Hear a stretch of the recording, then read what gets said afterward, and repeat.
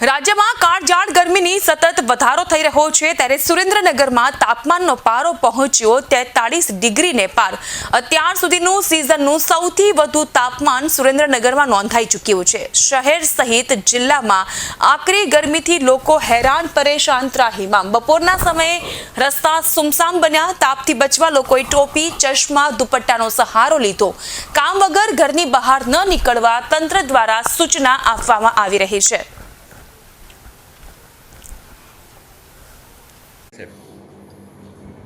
हाँ नमस्कार।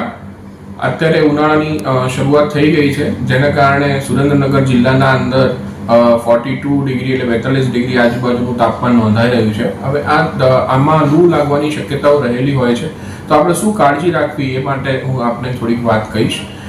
પહેલા તો ઉનાળાના અંદર સૌથી વધારે પુષ્કળ પ્રમાણમાં લિક્વિડ અને એમાં બી ઇન ફોર્મ ઓફ વોટર સૌથી વધારે લેવું જોઈએ। લીંબુનું પાણી ને એ બધી વસ્તુ તમે વધારે લઈ શકો। પૌષ્ટિક આહાર લેવો જોઈએ। વૃદ્ધો છે, સગર્ભા માતા છે, બાળકો છે, એ લોકોએ બપોરના સમયમાં એટલે કે બપોરે 12 થી 4 વાગ્યા સુધીના સમયગાળામાં બહાર ના નીકળવું જોઈએ। સુતરાઉ કાપડ, એકદમ ઢીલા કપડાં પહેરવા જોઈએ। જેને કોઈ ક્રોનિક બીમારી છે એ લોકોએ પણ બપોરે ના નીકળવું જોઈએ બહાર।